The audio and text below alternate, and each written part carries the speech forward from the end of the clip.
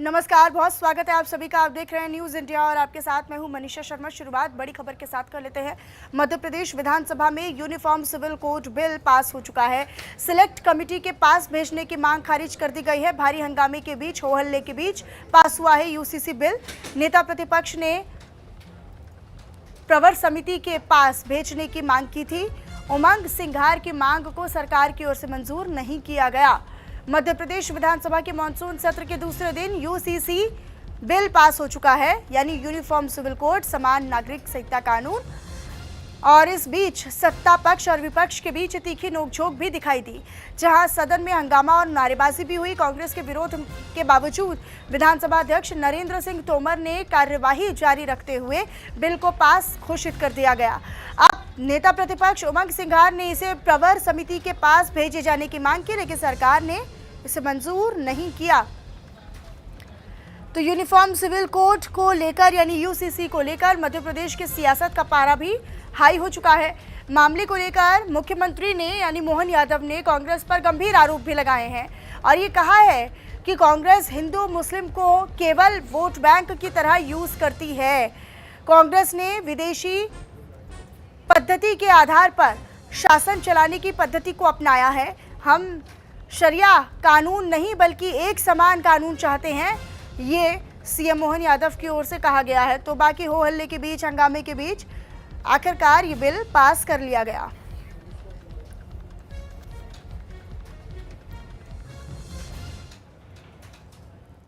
और माननीय सदस्य एक तरह से यशस्वी प्रधानमंत्री के नेतृत्व में जो लोकतंत्र को गौरवान्वित करने के अभियान चल रहे हैं, उसमें से सबसे बड़ा अभियान आज मध्य प्रदेश में सबसे बड़ी आबादी के राज्य ने इसको प्राप्त किया है। मेरी अपनी ओर से बधाई। तकरीबन 2 घंटे तक कांग्रेस हंगामा करता रहा। पूरे कांग्रेस की दो मुही नीति एक बार फिर प्रकट हुई। कांग्रेस के लिए हिंदू मुसलमान दो चश्मे से वोट बैंक के रूप में जो दिखाई देते हैं, उसकी कीमत कांग्रेस चुकाएगी। पूरे देश के 80% से भूभाग से ज्यादा कांग्रेस गायब हो गई और यही कीमत कांग्रेस चुकाएगी। वहाँ करेगी, यहाँ करेगी। इस बिल की, यानी यूनिफॉर्म सिविल कोड के ड्राफ्ट की जो मुख्य बातें हैं वो आपको समझ लेनी चाहिए और आपको समझाने के लिए कुछ आसान भाषा में इस्तेमाल करते हैं, ग्राफिक्स के जरिए आपको बताते हैं। दरअसल यूसीसी से आदिवासी समाज को बाहर रखा गया है। विवाह और तलाक के नियम समान, 3 तलाक जैसी प्रथाओं पर रोक लगेगी। इसके जरिए ये सरकार की ओर से दावा किया जा रहा है कि भाई जो 3 तलाक था उस पर रोक लगेगी। 3 तलाक जैसी जो प्रथाएं हैं उन पर रोक लगाने का काम ये बिल करेगा।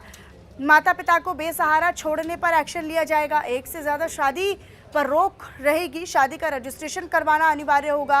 गोद लेने की पारदर्शी प्रक्रिया होगी। लिव इन रिलेशनशिप का रजिस्ट्रेशन ज़रूरी होगा। सबसे पहला राज्य उत्तराखंड बना और उसके बाद असम में भी यूसीसी, उसके बाद अब चौथा राज्य मध्य प्रदेश बन गया है। लिव इन रिलेशनशिप में रहने वाली महिलाओं को छोड़ा तो छोड़ने पर गुजारा भत्ता भी देना होगा। बेटे बेटियों, विधवाओं और विधुरों और माता पिता को विरासत में समान अधिकार मिलेगा। ये कानून लागू होने के बाद, अभी तो बिल पेश हुआ है और कहीं ना कहीं गोद लेने की जो पारदर्शी प्रक्रिया है उसमें और आसानी होगी। प्रक्रिया को और पारदर्शी बनाने में ये बिल जो है वो सहायक होगा। कानून जब बनेगा तो कानून सहायक होगा। लिव इन रिलेशनशिप से पैदा हुए बच्चे वैध विरासत पाने का पूरा अधिकार उन्हें दिया जाएगा। तो ये जो मोटा मोटी तौर पर जो बातें हैं वो समझ लेनी चाहिए और इस ड्राफ्ट के जो मुख्य बिंदु हैं वो आपको आसान भाषा में ग्राफिक्स के जरिए बताए गए।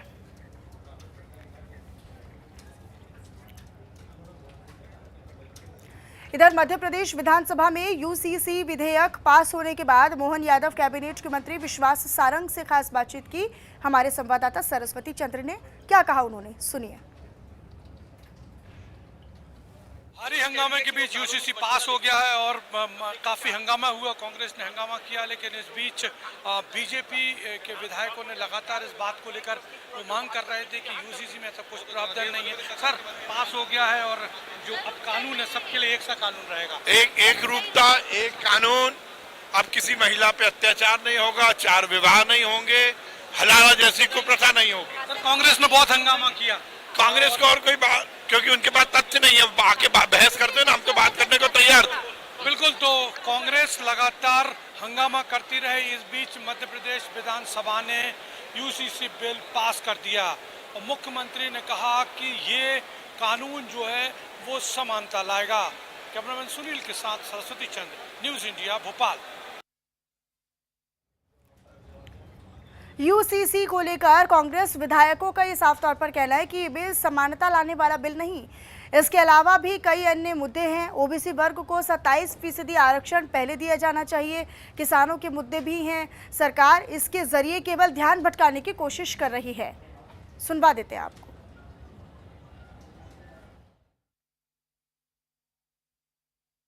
मध्य प्रदेश विधानसभा का दूसरा दिन आज फिर कांग्रेस कई मुद्दों के साथ हंगामा कर रही है। इस वक्त आप देख सकते हैं कि कांग्रेस विधायक विधानसभा में प्रदर्शन कर रहे हैं और मांग ये है कि जो सरकार की नाकामियां हैं वो सरकार क्यों छुपा रही है। आप देख सकते हैं कि विधायक जो है वो लगातार अपनी मांगों को लेकर। वैसे सदन के अंदर तो आज जो आने वाला यूसीसी का मुद्दा है प्रमुख रूप से यूसीसी, तो यूसीसी का हम लोग विरोध इसलिए कर रहे हैं कि भारत की जो मान्यता है और भाजपा की मान्यताएं दोनों अलग अलग हैं। भारत की मान्यताओं के ऊपर भाजपा अपनी मान्यता थोप रही है। भारत की मान्यताएं मदर इंडिया से शुरू होती हैं, बहन बहन बहन भाई का प्यार, बहन भाई का रिश्ता, माता बेटा का रिश्ता, पति पत्नी का रिश्ता, और ये मान्यता दे रहे हैं लिव इन रिलेशन को। मेरा संशोधन गिरे हुआ है और उस पर पहले चर्चा होगी और उसके चर्चा के बाद ही जो नियम है वो नियम ये है कि जब संशोधन आ जाए तो पहले विधेयक से पहले उस पर चर्चा होती है। उस चर्चा में हम अपनी बात रखेंगे और अध्यक्ष महोदय को संरक्षण देना चाहिए कि संविधान के हिसाब से जो संशोधन मैंने दिया है वो उसको एक्सेप्ट करना चाहिए। देखिए, यूसीसी बिल जो मध्य प्रदेश सरकार ने कैबिनेट में पास किया है, जो इच्छा मध्य प्रदेश के नागरिकों की है और मध्य प्रदेश के नागरिकों के जो सुझाव आए हैं, यूसीसी बिल जस का तस पास होगा। ना कांग्रेस का संशोधन चलेगा, ना कांग्रेस का कोई मुद्दा चलेगा। कांग्रेस केवल भटक रही है और हलाला वालों का समर्थन कर रही है।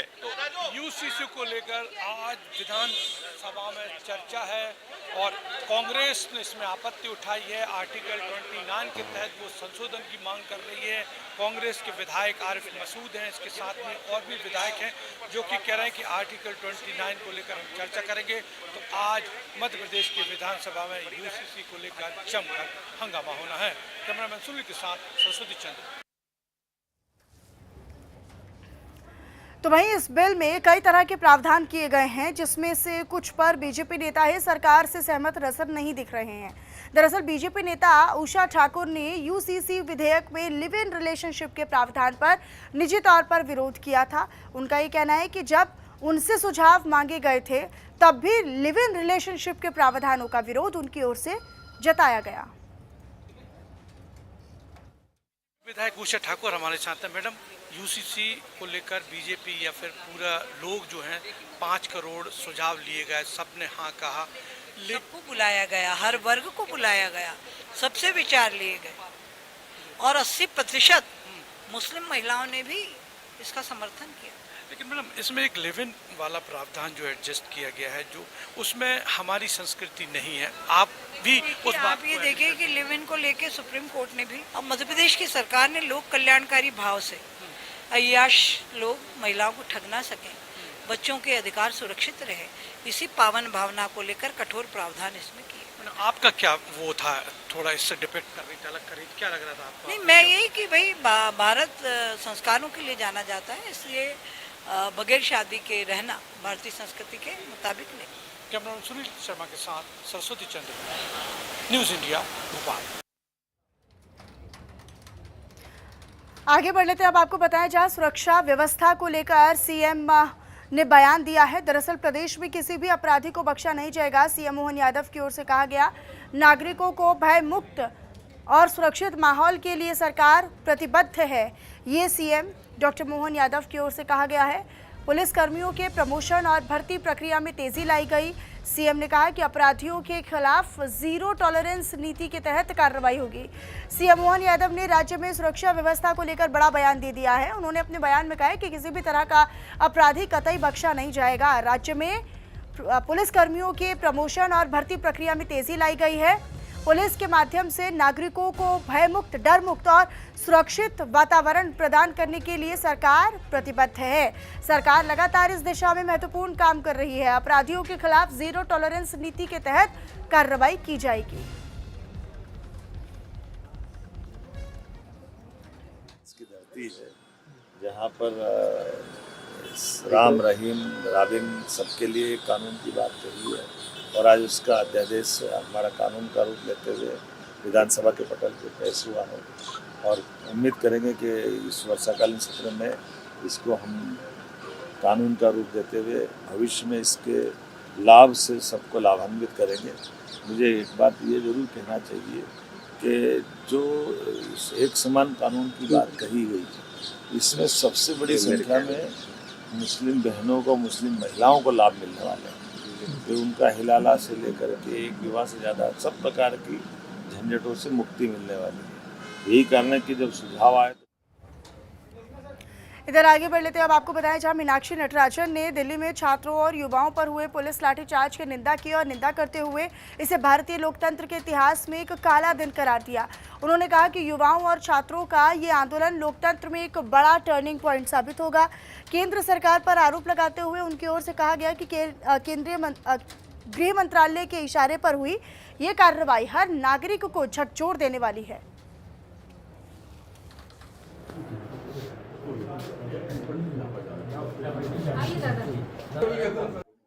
जिस तरह से पुलिस ने व्यवहार किया है, चुनी हुई सरकार एक लोकतंत्र में अपनी ही सरकार के सामने आंदोलन करने वाले वाजिब मामले पर अहिंसात्मक ढंग से लोकतांत्रिक तरीके से संविधान के दायरे में रहते हुए आंदोलन करने वाले युवाओं और छात्रों की जिस तरह से बर्बरतापूर्ण पुलिस लाठीचार्ज की पिटाई हुई है, आंसू गैस के गोले छोड़े गए हैं, इससे ज़्यादा निंदनीय कोई और काम नहीं हो सकता।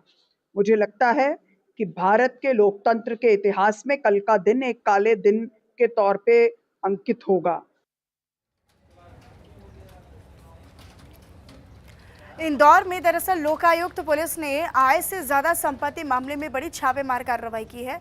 दरअसल लोकायुक्त पुलिस ने एमपीपी के वीवीसीएल के इंजीनियर के 9 ठिकानों पर रेड की। ये कार्रवाई इंदौर, पीथमपुर, धार और मुरैना में की गई। शुरुआती जांच पड़ताल में इंजीनियर की आय से 258% अधिक संपत्ति का खुलासा हुआ है, जो कि लगभग 7 करोड़ से ज्यादा की है। जांच में ये भी पता चला है कि अधिकारी ने अपने पद का गलत इस्तेमाल करते हुए यानी दुरुपयोग करते हुए बेटे, बहू, दामाद और अन्य रिश्तेदारों के नाम पर ट्रांसफार्मर निर्माण और मरम्मत से जुड़ी कंपनियों में भारी निवेश किया, इन्वेस्टमेंट किया। इन कंपनियों में शुभम इलेक्ट्रिकल में 1.25 करोड़, एसएस इलेक्ट्रिकल्स में करीब 1.5 करोड़ और इसके साथ ही साथ Cornish power zone, Krishna power और A1 इलेक्ट्रिकल कंपनियों के खातों में और निवेश संबंधित दस्तावेजों की जांच फिलहाल जारी है।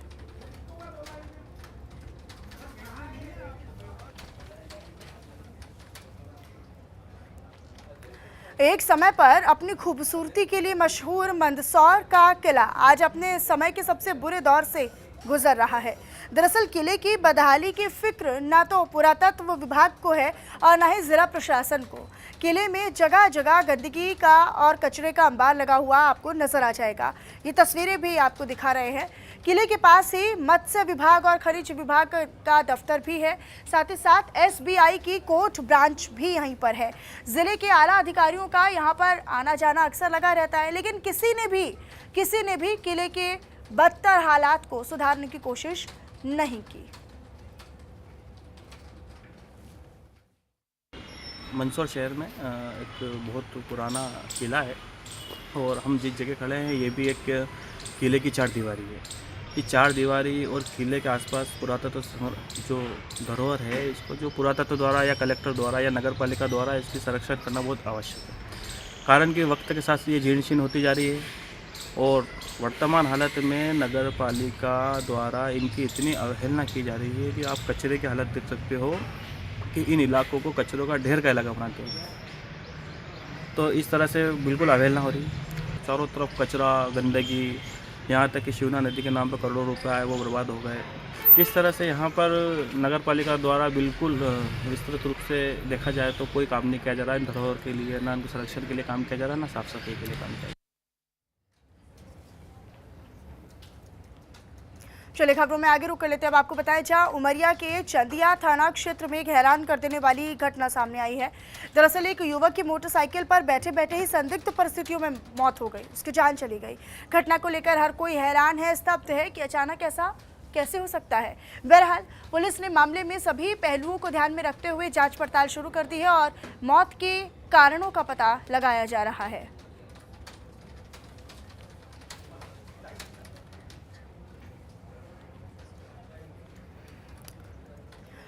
उमरिया के नौरोजाबाद में बड़ा हादसा टल गया। दरअसल वार्ड नंबर 5 के मोहार दफाई इलाके में बंद पड़ी 8 नंबर कोयला खदान के पास एक घर अचानक भरभराकर ढह पड़ा।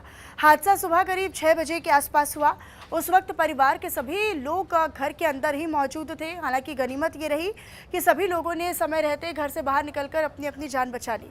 बताया ये जा रहा है कि लगातार हो रही भारी बारिश के कारण जमीन धंस गई, जिससे मकान भरभराकर गिर पड़ा, नीचे गिर गया। घटना के बाद आसपास के अन्य मकानों पर भी खतरा मंडराने लगा है। स्थानीय लोगों में दहशत और डर का माहौल बना हुआ है। प्रशासन से प्रभावित परिवारों की मदद और सुरक्षा व्यवस्था की मांग भी की जा रही है।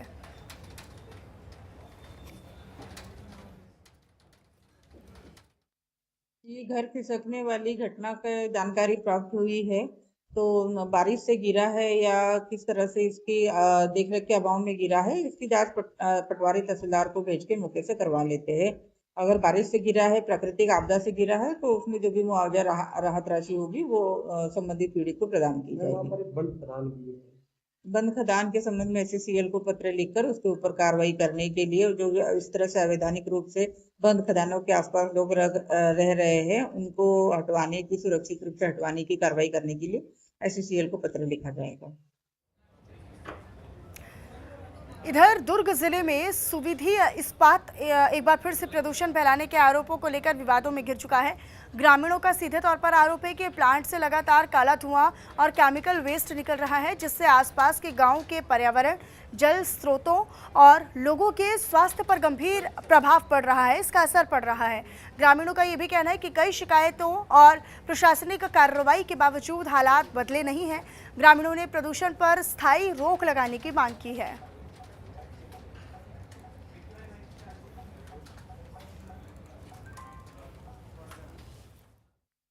वहाँ का है ये चीज़ शुरू से ही गांव वाले लोग वहाँ ये किए थे कि अभी ऑलरेडी कंपनियाँ चल रही है, वहाँ तो लोगों को रोजगार मिल नहीं रही है, फिर कंपनी खोल रहे हैं आप लोग, है ना। तो जो ये लगता है इसमें अंदर सर उसमें सब अपनी बात रखे हुए थे, हमको रोजगार चाहिए करके, रोजगार तो दिए नहीं। और इतना मतलब अंधाधुंध उनके द्वारा प्रदूषण फैलाया जाता है कि हद से बाहर। पूरे गाँव वाले लोग कई बार मतलब वहाँ धरना प्रदर्शन कर चुके हैं।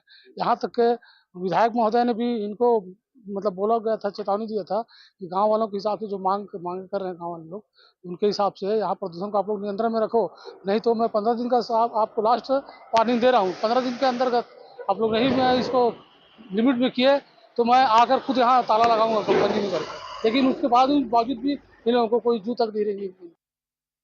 एक ही प्लांट से नहीं भैया, सभी प्लांट से ना पूरा दाना दाना, छोटे छोटे दानों के रूप में, लाल लाल दानों के रूप में यहाँ डस्ट उड़ते ही जा रहे हैं। यहाँ कलेक्टर तक भी चला गया आवेदन, फिर भी कुछ सुनवाई नहीं हुआ। और हम लोग यही सभी प्लांट के लिए ही किए थे, और एक ही कंपनी के लिए नहीं, सभी प्लांट के लिए किए थे हम लोग। और यहाँ पोल्यूशन वाला अधिकारी के पास भी चला गया है ये लेटर, फिर भी कुछ सुनवाई ही नहीं हो रहा है, ना कुछ ही निराकरण। बात ये है, जब हमारी कांग्रेस सरकार थी तो हम लोग बहुत, जब मैं जिला पंचायत सभापति थी तो बहुत ज्यादा प्रयास किए। हम लोग जाके बैठे, 2 दिन 3 दिन धरना भी किए, और चौराहे में आवागमन को भी रोक के हमने मतलब एक सांकेतिक हड़ताल करने का भी प्रयास किया गया उस समय। लेकिन उस समय उन लोगों ने वादा किया था करेंगे, लेकिन जैसे बीजेपी सरकार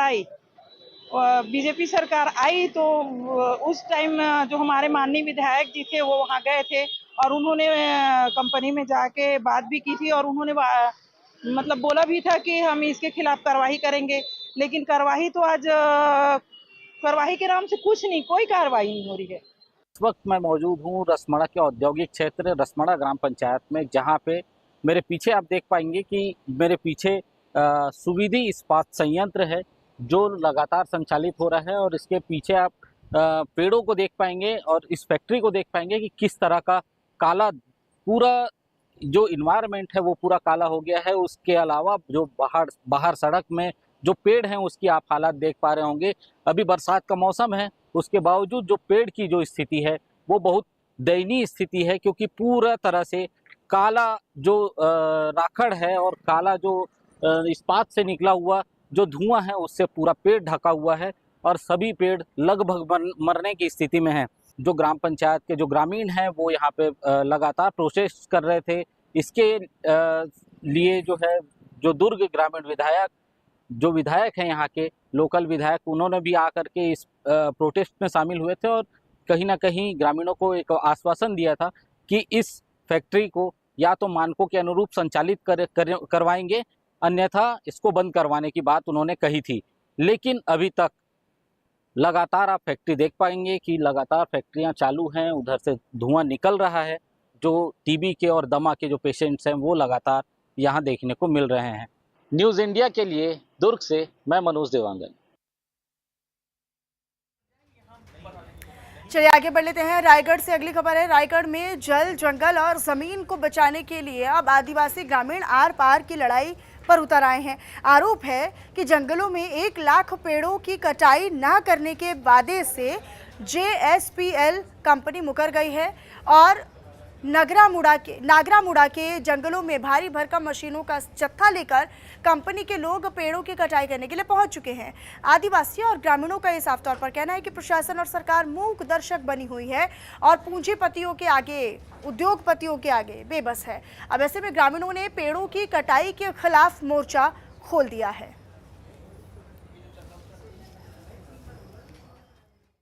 धरना पेड़ कटाई हुई बोल के पता चलिस तो रात के 2 बजे से आए हैं हमन, और यहाँ हम लोग बैठे रहन कहो तो यहाँ पे SDM, रेंजर, पुलिस वाले मन आइन और जिंदल वाले भी आइन, सब आइन। वो मन तो हमन ये पेड़ जो कटिंग हो थे ये पेड़ ला काट दियो तो हमन गाँव में रह नहीं सकन, धूल मिट्टी पूरा गाँव में आ जाही। हम लोग तो गज के उठाने नहीं देंगे बोल रहे, जो झाड़ कटिंग हुआ है ना उसको उठाने नहीं देंगे बोल रहे हैं। और जब उठाएंगे तो हम लोग झाड़ जब उठा देंगे तो उसके बाद में माइंस चालू कर देगा, इसलिए वो हम लोग उठाने नहीं देंगे करके बोले। तो जितना फोर्स ले आए हम लोग को बेधड़क धमकी दे के उठा ले रहे हैं। अब जब वहाँ माइंस हो जाएगा तो हम लोग रह नहीं पाएंगे, पूरा कोयला का डस्ट में रह नहीं पाएंगे। जो अभी फ्लाइट उड़ रहा है, हम झाड़ जो बचाव कर रहा है हम लोग को कौन बचाएगा? झाड़ कटिंग हो जाए के बाद उसके बाद कौन बचाएगा हम लोग? चलिए फिलहाल इन्हीं तमाम बड़ी और अहम खबरों के साथ इस बुलेटिन में इतना ही। नमस्कार।